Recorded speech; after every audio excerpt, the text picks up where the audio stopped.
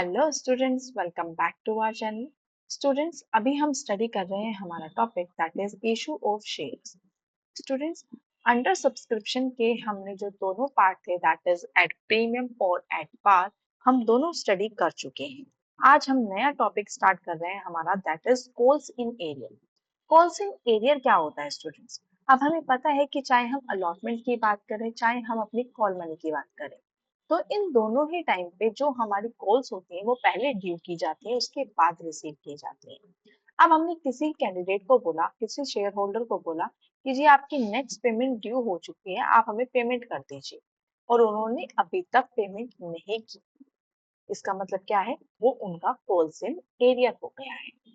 ठीक है, देखते हैं फर्स्ट क्वेश्चन हमारा क्या कहता है। Chandra Limited issued 15,000 preference shares of rupees 100 each at a premium of 5%. ठीक है, 100 रुपीज का 5% अगर हम कैलकुलेट करें दैट इज रुपीज 5। ठीक है, तो अब यहाँ पे 100 प्लस 5 दैट इज हमने ये 105 रुपए का शेयर भेजा।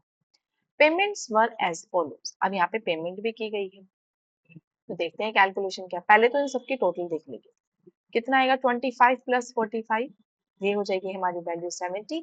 70 प्लस 35 दैट इज 105। इसका मतलब है कि इसमें हमारा प्रीमियम इंक्लूड है। अब इसमें यहाँ पे मेंशन नहीं किया हुआ है कि प्रीमियम कहाँ इंक्लूड है, तो इन दैट केस हम उसे अलॉटमेंट पे कंसिडर करते हैं। तो अलॉटमेंट की वैल्यू कितनी हो जाएगी? 40 प्लस 5।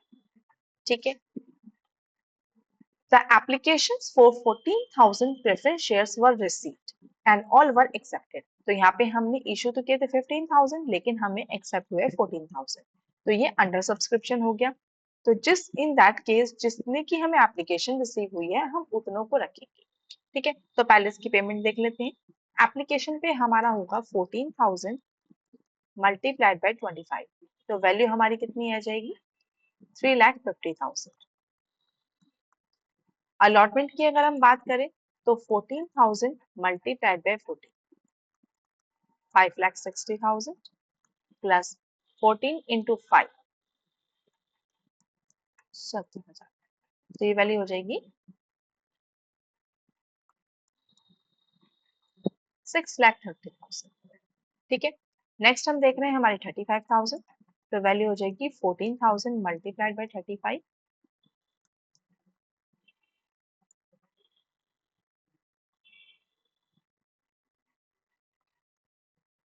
4,90,000।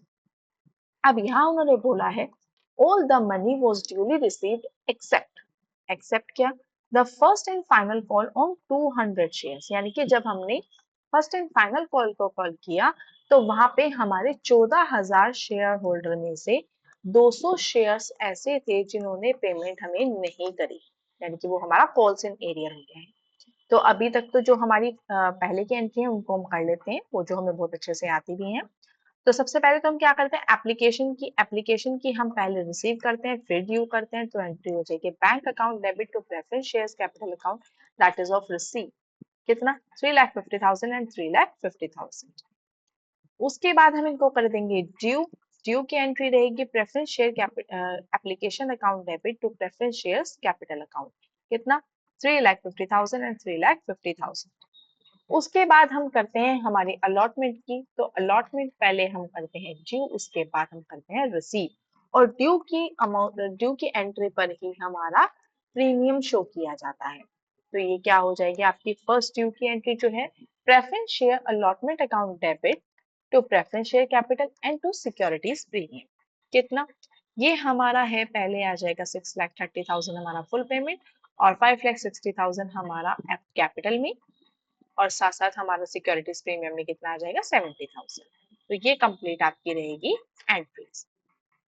उसके बाद हम बात कर रहे हैं इसके रिसीव होने की, तो bank account debit to preference share allotment account 6,30,000 and 6,30,000, simple entry रहेगी।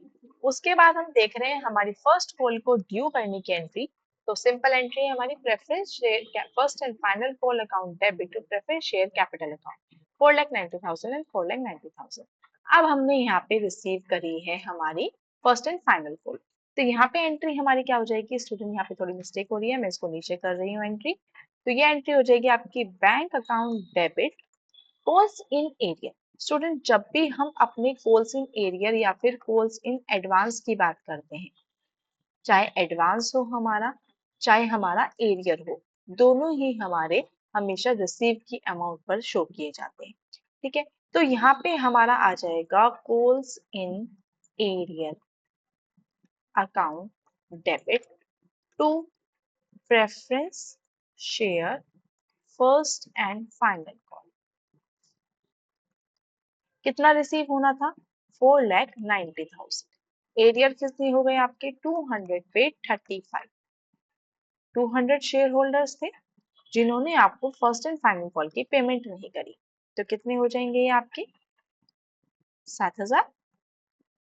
तो अब आपको कितनी रिसीव हुई है? 42,000।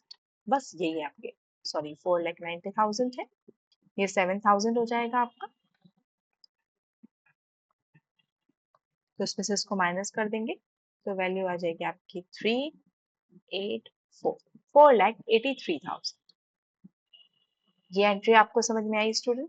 सबसे पहले हम क्या करते हैं, हमारी जो बैंक है उसको लिख लेते हैं bank account debit to calls in arrear account. अब इन्होंने तो पेमेंट नहीं करी है ना, तो पेमेंट हमें कितनी की रिसीव हुई होगी? 14,000 आपके टोटल है, तो हमें रिपेमेंट रिसीव हुई है 13,800 की, मल्टीप्लाइड बाय 35।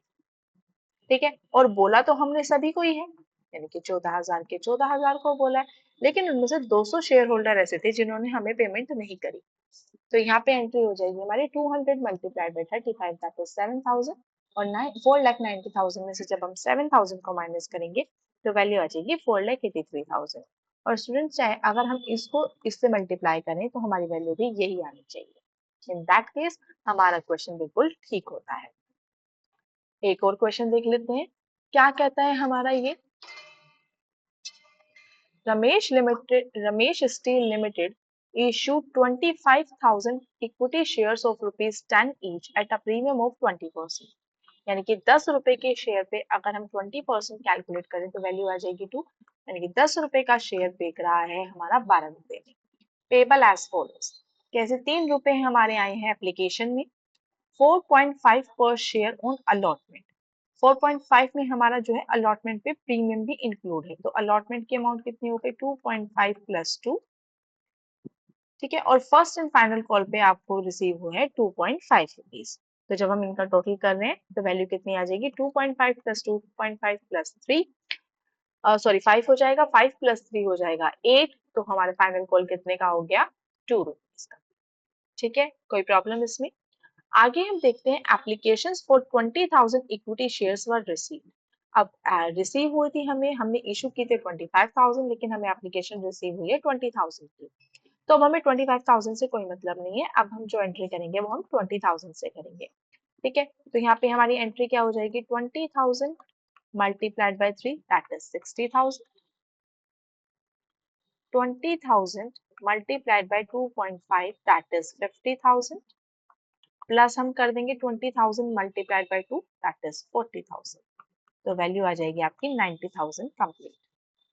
उसके बाद हम बात कर रहे हैं हमारी 2.5 फर्स्ट कॉल की है, तो 20,000 मल्टीप्लाइड बाय 2.5 दैट इज 50,000, और बैलेंस हो जाएगा हमारा 20,000 multiplied by 2 that is 40,000।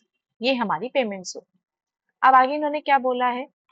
The calls were duly made, calls जो है अपने टाइम पर मेड की गई। One share holder holding 1,000 shares did not पे बोथ द कॉल मनी, यानी कि उन्होंने ना तो फर्स्ट कॉल पे करी और ना ही फाइनल कॉल पे करी। And another share holder holding 200 share did not पे द फाइनल कॉल मनी, और यहाँ पे उन्होंने एक शेयर होल्डर और है 200 शेयर्स का, जिन्होंने सिर्फ और सिर्फ फाइनल कॉल पे नहीं करी है। चलिए करते हैं इसकी जर्नल एंट्रीज को। तो सबसे पहले जब हम बात कर रहे हैं एप्लीकेशन की, तो एप्लीकेशन तो पहले रिसीव होती है उसके बाद ड्यू होती है। तो पहले इसके रिसीव होने की एंट्री कर देंगे, तो bank account debit to equity share application account, कितने से? 60,000 से।